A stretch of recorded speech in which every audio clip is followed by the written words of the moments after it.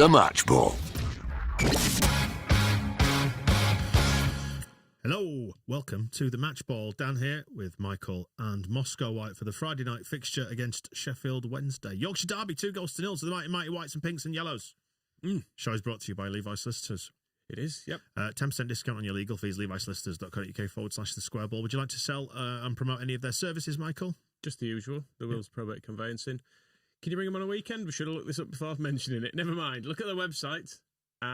Get a discount on there. You can look at the website on a weekend. You can do that anytime. You do it now. You can probably submit an online inquiry. There'll be a form to handle that kind of thing. So yeah, 3 a.m, just got in, feeling a good mood. Get on the a good move is what you need. Get your conveyancing, and because that'll be toppermost of your mind. And send a few messages to Levi's. A few, drunken at 3 a.m. Depends how chatty you feel. Take his advice. Anyway, you can find that at levisolicitors.co.uk/the square ball. Go to the landing page because it helps us, and they know that you've heard from us, doesn't it? And they'll be able to filter out all the nonsense if it arrives between midnight and 6 a.m. on a Saturday through that particular page, or maybe disregard it. Shall we talk about the football match? It's all right, wasn't it? Yeah, a routine win in the end. Did you feel? I felt quite comfortable about that. I don't know. Over the course of the week, like the last couple of games, we dropped points against Huddersfield, and then it was a bit of a grind against Stoke. And then in the days that have followed, I sort of woke up this morning and I thought, do you know what?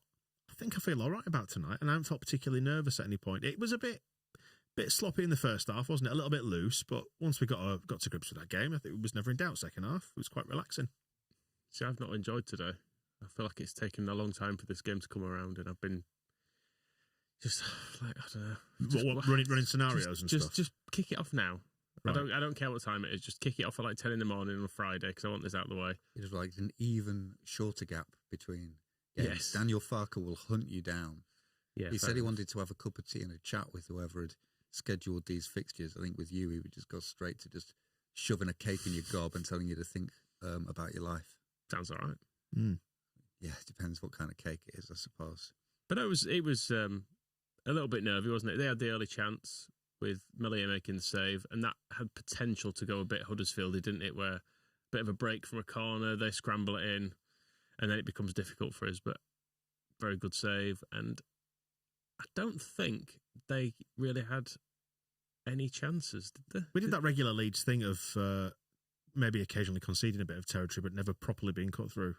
There was the one save at the end, wasn't there, where Melia, did he make a mess of it? He sort of did a bit. There was a shot. It was a bit of an awkward height for him, wasn't it? Like skipped up and their striker got in, and then Ampadu cleared it. But in terms of actually carving us open, it just didn't happen, did it? They kept working the ball over to the right hand side, and it was what was the guy's name on there? But he just basically kept like bobbing into the corner and then getting there and then being like, I've run into some space and now I don't know what to do with it. So then he just turned back, and it was.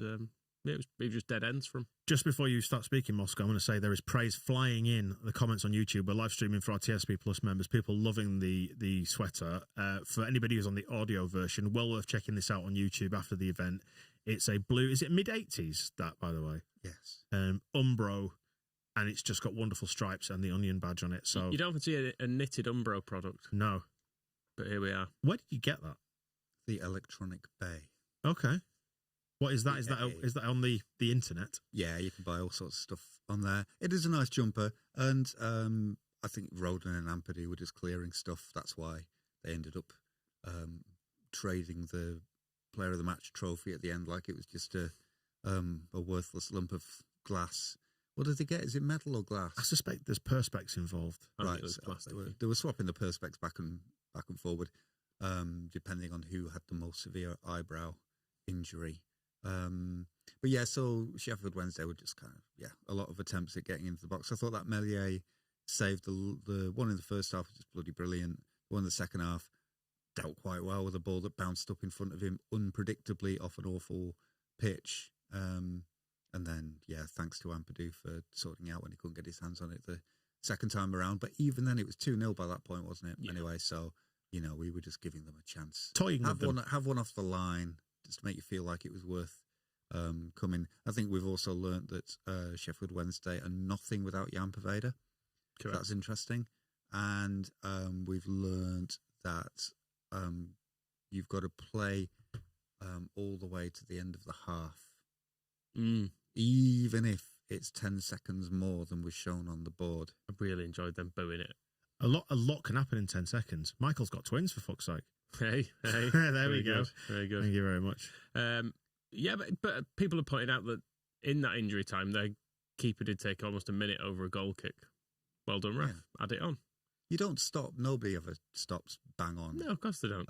If there's an attack, and there was an attack, then you let it play out until the ball's in the net. Unless it's a Real Madrid game, and Jude Bellingham got sent off for that, didn't he? Yeah, and you saw how unhappy he was about that, and you wouldn't like to make, most referees would not like to make players so unhappy, unless they're Sheffield Wednesday players. But even that, don't the players give a toss? They knew the score. It was a lovely ball from Firpo as well. It was. He's bizarrely good at that. Yep. It's like his special trick, isn't it? That a bendy cross. He's very, very hard to defend against. Is that its official sort of manual name? The bendy cross. The bendy cross. Yeah, the bendy cross. And Yeah. I think Bamford had helped him by moving to the back post away from that massive centre half. I was really, really obsessed with him. Every time it came on screen, I was like, look at how big he is. Like, he's turned sideways, but he's a wonderful neck. He's turned sideways, and he's about a metre deep. Yeah. I don't understand how he's got so much chest. Very, about him. very thick of neck. And when we say it's thick with two C's, as the kids would say, not with a K, like in the old-fashioned way. Yeah, thankfully he wasn't very good at playing the offside trap. No, and I think when Bamford was talking about how he'd phoned up Gary Lineker for some advice on movement, I wonder if move away from the massive centre half and go to the smaller one who will... that guy at the back was quite hilarious because he played Bamford on by a good loads. And then as soon as the ball was in the net, was turning around going, he's off. By a good load. Absolutely was not offside. And you know it, you're just trying to get yourself out of trouble. So that was a good goal, and then perfectly timed as well. Because otherwise, apart from the save, the goal, that first half was horrendous. It was really boring. It didn't matter. Yeah. But you could tell that we're kind of Huddersfield, Stoke, and now this. We're not going to look back on this as a classic week. It'll be kind of when we are celebrating the title, we'll go, yeah, well, it helped that we got through that week, didn't it? Didn't we? Unbeaten. I know the Huddersfield thing was a bit disappointing. The reaction to Stoke, people seemed strangely unhappy about us merely winning for some reasons. And then there'll probably be a bit of that tonight because it felt like we might have been even worse than we were against Stoke. But even if were we twice as worse because we won by twice as many goals? Twice as worse. Twice as worse. Twice as good. And worse. No, I mean, we play twice as worse, but we win by more goals. That seems to be what happens. Yes.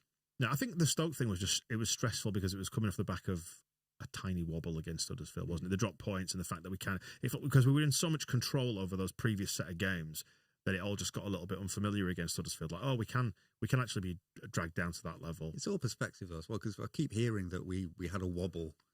Leicester lost 3 on the trot. That's a wobble. We didn't even lose again. But that's the thing. I think the wobble was relative to the previous night. So when you go on a streak where it's 9 games and then suddenly you don't win, it's quite jarring because you expect to win because that's ridiculously arrogant. But you get so accustomed to winning and you get so accustomed to being in control of games that when it didn't quite go our way, it was a little bit unfamiliar and a little bit unsettling. But then I think it was just, as I was saying on the shows through the week, it's feel like we've gone through a process of resetting, and by the second half tonight, it's fine. So that's the Leeds that we know and love from this season. Yeah, and I think across the games, as Moscow said, it's one that a period you look back on. If they still did season reviews, which I'm not sure they do, it gets about a minute, doesn't it? These 3 games, you just go, this happened, then something better, hopefully, in the future. You'd pick the good save, you'd pick the fortunate save, you'd show the 2 goals, and that would be it. Yeah, and as James is saying, actually, the main point with the Stoke game is Stoke felt worse because of the Ipswich result. Yeah, good it did. Bloody Leaf Davis. Whereas now, they can't peg us back tonight, can they? No. Good, it's a real victory for us. Well, we only need 6 more points to confirm the playoffs. No, I think we've done it. Will we? Yeah, I think we've made the playoffs. I don't think we need another point. Mm. Yeah, well, teams do have to play each other, so it's quite possible that is the case. Mm. But yeah, it's good, isn't it? It's good to be when you play first and you win. It genuinely does apply a bit of pressure. I mean, just to put some context on how good this season has been. I was saying to you, like when the game was on, then was at half time, whenever, that I've looked into the points required to finish second for every season going back to 2010, 2011. And in 2012-13, 79 points, which we just moved on to, was enough to take you up in second place in this division. Can you believe? So we need a time machine. Yeah, that's all. That's it. Yeah, that's all we're short of. Yeah, but it's sort of getting close. If we keep doing this, we might just do it, you know.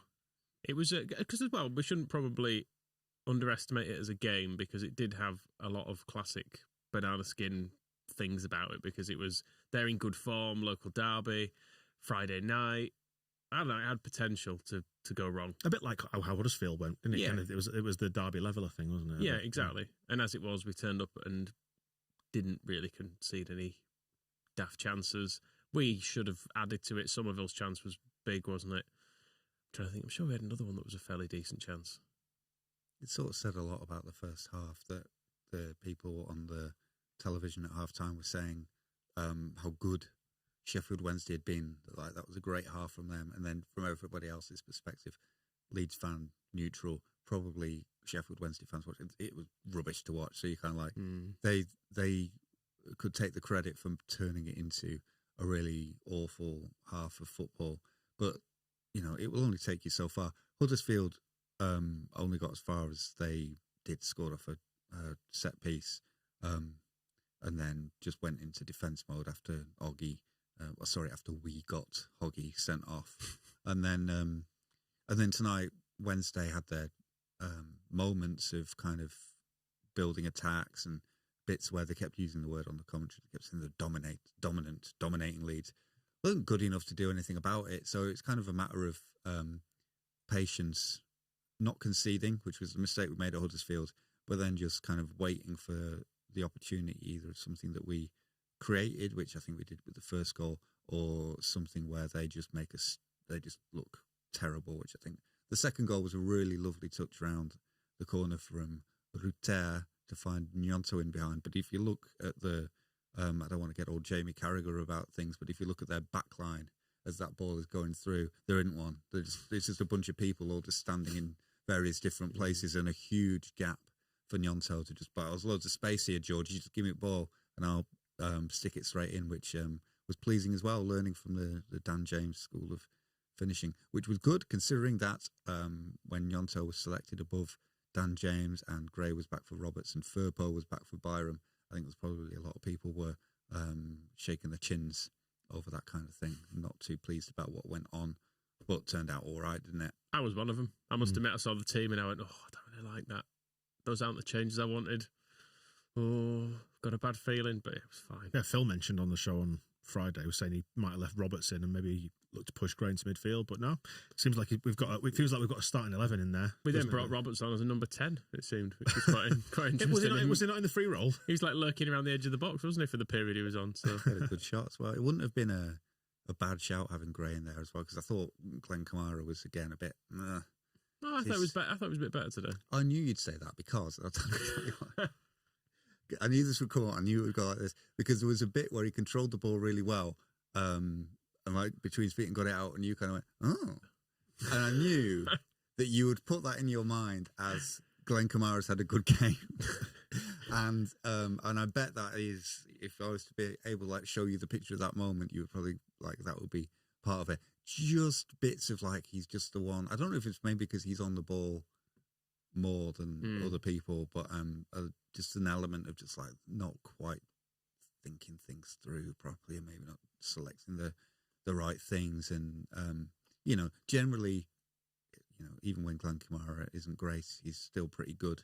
But there was an argument for some greatness in there. But I think tiredness came in. I think Farke kind of built up to it by saying Dan James, having been out injured for a long time, good shift against Stoke, but also he has that thing about it takes the same amount of time for you to be fit after you start training as it was that you were not training.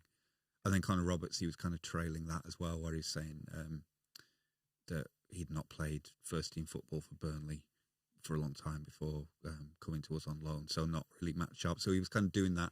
It was like that thing of going into the office on Friday and going, might not, with the two of them. on the ratings, actually, I just looked on FOTMob, which is obviously the algorithm based one. Everyone played fairly well. Who's got man of the match? Nonto, actually. Yeah, he scored. Scored. It does tend to favour scores and assists. Does this, but yeah, everyone Scorers above and their sisters. Scorers and their sisters. Everyone above a 7. Yeah, Nonto man of the match, but Gnonto and Bamford's sisters getting a Everyone fine. little shout out. And yeah, Gnonto got a bit of a kicking about the place as well, but it seemed more like Sheffield Wednesday fans thought we were doing all the fouling, didn't they? They were very upset. Gnonto mugs, by the way. Oh, back in stock. You kidding me? Having hastily flogged some over summer when it seemed he was trying to leave. Now he's a hero again. Remember when we were desperately trying to move those Dan James mugs? Yeah, and we'd, the Bamford we'd buy ones. them back at twice the price. The Bamford ones too. We've got no business heads whatsoever. We folded really quickly on everyone's Collapsed bad form. like sell them. A cheap house of cards. I nearly put the Farco ones half price when we drew with Huddersfield, to be honest. It's over. That's it, we're done. Sell them off. Yeah, they're back in stock anyway. Oh, that's good. And he took it very well. It was quite a nice goal, that, in a very basic way. I was going to say, that's what I put everything in the words basic bitch football. It was big ball forward. Bamford brings it down. Jorginho passes it. Laughable offside trap. Good finish. First goal came from Ampadu just lamping it forward as well. We're doing it quite a lot. I quite like that we turned into a long ball team just to deal with what was in front of us. Yeah. There's nothing wrong with it now and then. And in the first half was marked by, it just felt like mainly a lot of us passing it around the back, didn't it? And never going, like our forward plays, it never seemed to reach them. It got as far as Gruev and Kamara, and then just came back to the defence and round him again, and back to Meslier and back to midfield, and it's just round and round. Which, given we did eventually work an opening, and they didn't have anything, maybe it's fine. It is. I think Ruter and Cole, sometimes Peru gets it as well, where it's like they're not involved enough, they're not doing enough in the game. But I think there is an element of that where Roden and Ampadu and the Gruffalo and Kamara are trying, like, well, we can't get it to them. Like, we would love to. It's not that they're not getting involved, it's that we can't get them involved because there's just loads of Barry Bannons all over the place, leaving a trail of hair behind them. We were saying Barry Bannon very much as an old face. I mentioned, like, he's quite an old guy now, to be honest. He played 400 games for Sheffield Wednesday. Do you know what that does to a person? It is. We were saying this about Tom Lees, weren't we? Does Barry Bannon deserve a better fate? Because I'm sure we were saying it on propaganda or something. I'm irate that Tom Lees never played in the Premier League. I think he deserved to, and he still might. If we get promoted, we should buy him back. And when does he play? It'd be a controversial signing, I would say. When do you play him? Talk us through this scenario. Well, it's the same. Everybody laughed when Byram came back. Do we do it a bit like a testimonial where he starts the first game and then gets subbed off after a minute? Yeah, but you're suggesting first choice. You're suggesting signing him as if we're promoted. We might not be able to get Roden out of Spurs, so we'll need a defender, Tom Lees, and then he gets the Premier League football that he deserved, because his career, Sheffield Wednesday, all those games, didn't get promoted, and then Huddersfield after they'd been in the Premier League. It's like, what's the point? And then Bannon, I mean, I felt like some of the commentary tonight that we were hearing was laying it on a little bit thick, where it's on like, oh, you never see Barry Bannon misplace a pass as he's lamping the ball out for a throw-in yet again. Was that Andy Hinchcliffe by any chance? Or Chinchcliffe, as we're now calling him? It was him and his mate, and there was... him and his mate.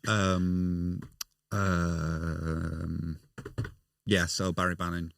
Oh, yeah, so I guess the point is, should he have played in the Premier League? And also, just like 400 games for Sheffield Wednesday just feels like a waste of time. I think they basically did want rid of him in League One because he was still on like 20 grand a week, I think. And they couldn't particularly afford to pay him, and they didn't want to, but no one else would have him. Did he take a pay cut? Didn't he do some kind of like, I love this club so much that I want to... And again, it's like... Found himself owning a local taxi firm. It's Sheffield Wednesday, mate. It doesn't matter. That's very mean. They're a fine club.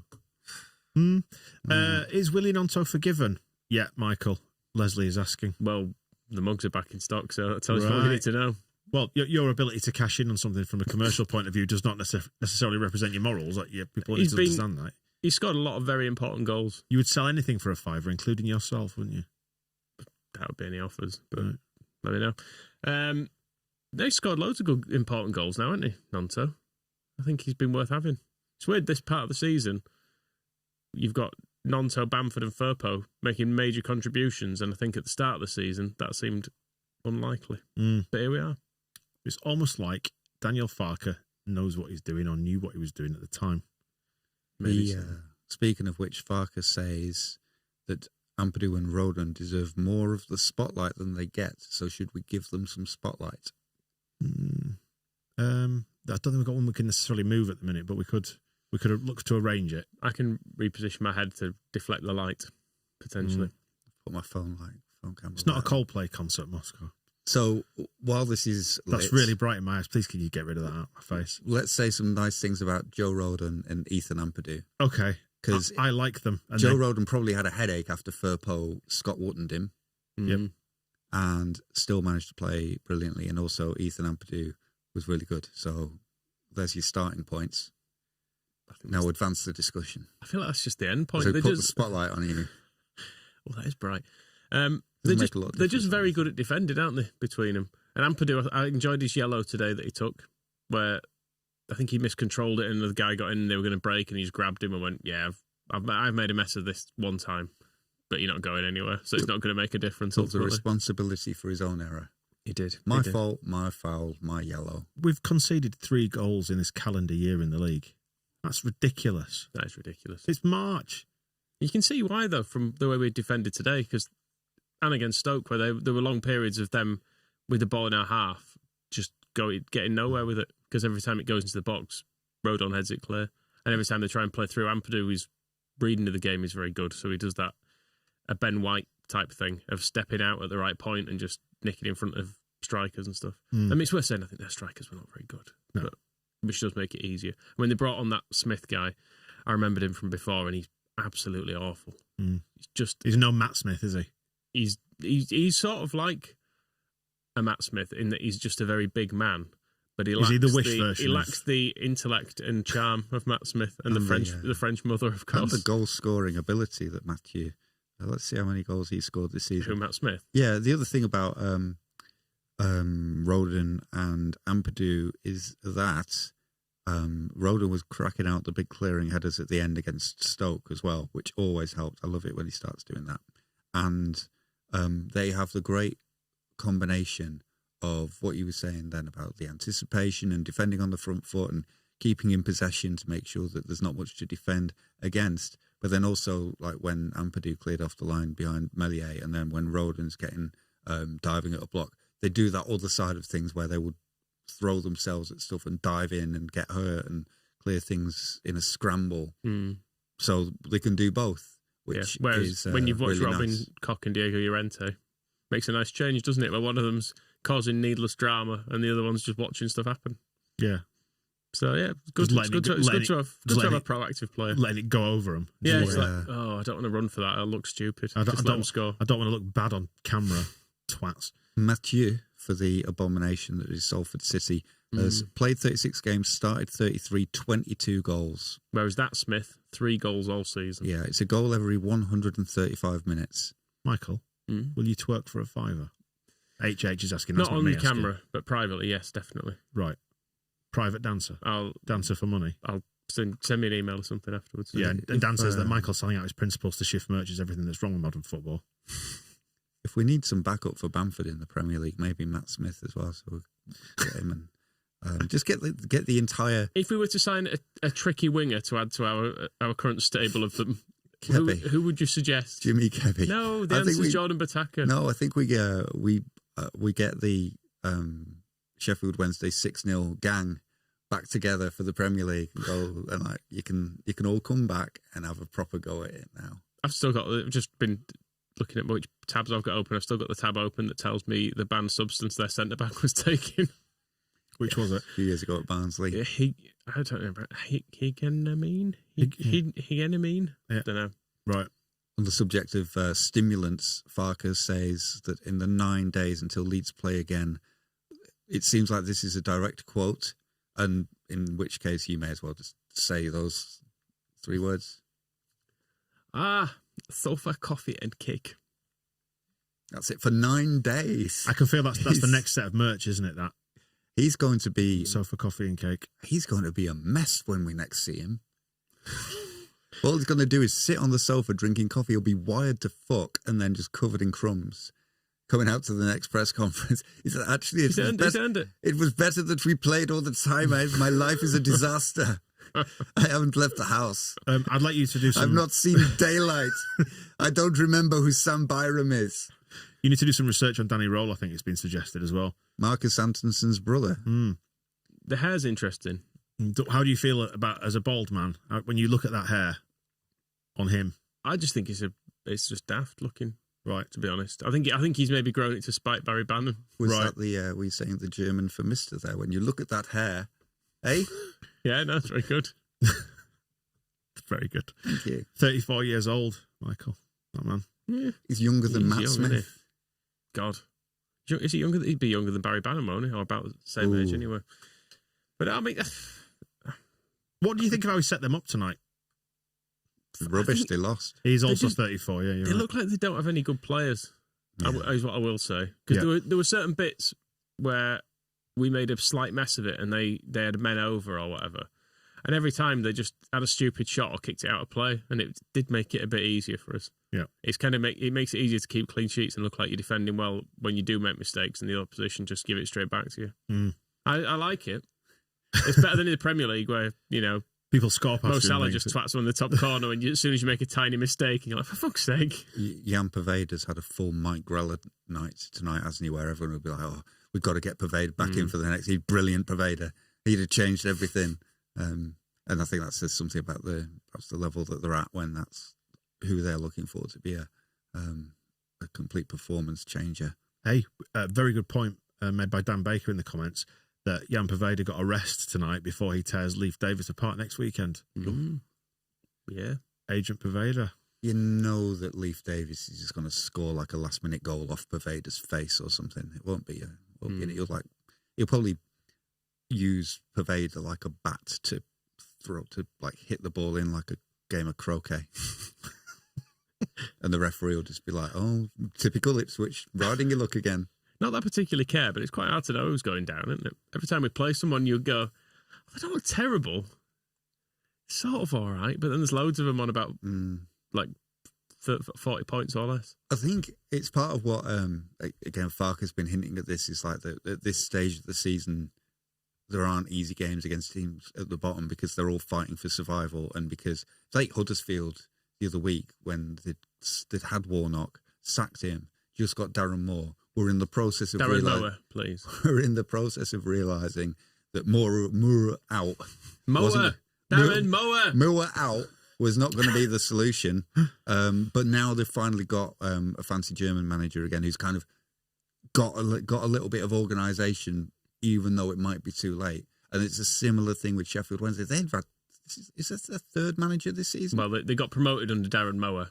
And then they got that Watford manager in. Yes, one of them. One of them, I can't remember which one. That doesn't narrow it down. Cisco? Is it the Thong Song Man? I think they have Cisco. And then they've gone Team Red Bull with this guy.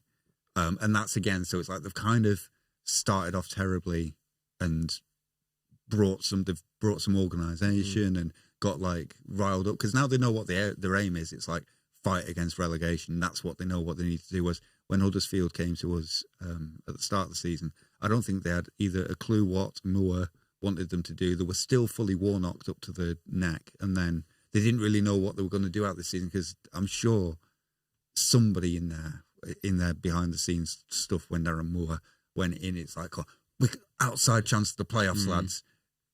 Completely unrealistic, but if you take to the field thinking that against Leeds, you lose 4-0. Whereas on Saturday, we have to get a point out of this game or to try not to get relegated. Very easy in that case. That was the thing with their centre-halves, is that they didn't have to think about what they were doing all day. It's bang it long. Oggy's off. Bang it long. Don't worry about it. Clear it. Bang it long. What our centre-half had to think about was how am I getting my protein in? I've already eaten 14 eggs. I'm feeling a bit immobile. A full side of ham for lunch. I did notice from looking at his wiki, he moves clubs a lot, and I can only assume it's because they can't afford to feed him.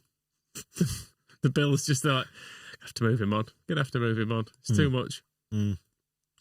Well then, bit of a break now between tonight and the Millwall. Sorry, that's what Millwall fans do, isn't it? Right. Get used to that. Yep. So what are we doing for it then? Sofa, coffee, cake. Once you've done that, you can't just do that. Sofa, coffee, cake. You'll soil yourself. What do you think all that caffeine and not moving. What do you think those Leicester fans think we're doing? 9 whole days. A lot of time to kill, isn't it? Yeah, the state of Farkas' sofa at the end of this is just taking it to another sweet Jesus, what image. level. So there we go. Starched cushions. Oh wow. Do you want to look at the table? A couple of people mentioned I could put the That's table. because they're trying to bait you into breaking stuff. I don't want. I'm not going to put it on now because I think there's a backlash against the table. Me putting it on screen. People prefer to see our faces. Someone's asking about the away form table. I'll tell you what. I'll look at it with my own eyes now, rather than putting it on screen. But I can tell you we're second in the table, 79 points. That's quite a lot, isn't it? We're well past the old 2 points per game mark. As for the away table, we are now fourth in that with 33 points from 19 games, which is still a way off Leicester. I mean, it's unlikely anyone's going to surpass Leicester this season unless they do completely collapse. Well, they're not going to pick up another point. That is true, yeah. Who are they? They're playing a Hull tomorrow, aren't they? They'll lose that away. Well, there you go. 5-0. 5-0. Probably. 41 points they've got out of their games away of Leicester. But we've got 33 and within touching distance of Ipswich and Southampton, albeit we've played one more. But the important bit is we're second. I don't care about the away form table. And if they do, just subjected us to every detail of it. No one cares about the home and away table as much as you. Into it. You baited me into it. You did that. I didn't touch it. You did. I didn't say you know what you did. You know what you did. And yeah, if Leicester do lose tomorrow to Hull, as you were saying, Michael, we will have at least the joint best goal difference in the division. Exciting time. Come the shakedown at the end if we're. What about the away goal difference? You do know if we finish level on points with Ipswich that if we've got a better goal difference, we'll go up, and they won't. Do you know that? So you mock all you like. If we have the same goal difference, does it go head to head? Goals scored then. Oh, okay. And that'll be them. Let's not do that. But we're plus 40, they're plus 26. So they've got to not score loads more goals than us, basically. So let's not mess around with goal difference. If we beat Millwall 10-0, that'd be useful. I mean, you've been worrying about the Southampton game since about October. If it comes down to the last 10 minutes and we're doing goal difference calculations, it's going to be it's going to be a dead rubber in it in the end. The way things are shaping up. Or the day that maybe we've already clinched it by then. We've already clinched the title before that, and that's just a big party. What do you think about that? Well, it's Leicester Southampton before that now, so potentially, I don't know. We don't know what result we're going to want in that, do we? Yeah, we don't know the future. We'll probably want Southampton to win in the end, having been in a big panic, because we'll be like, hand us the title. Yeah. It's a worry for another day, isn't it? It really is. Right. It really let's is. go. But the weekend's worry-free now.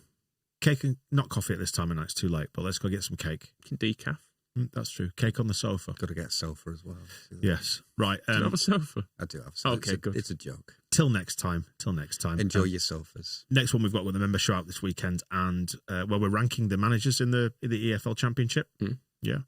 And back with Phil on Monday to pick apart what happened tonight. So that's good. We'll see you then. The Match Ball.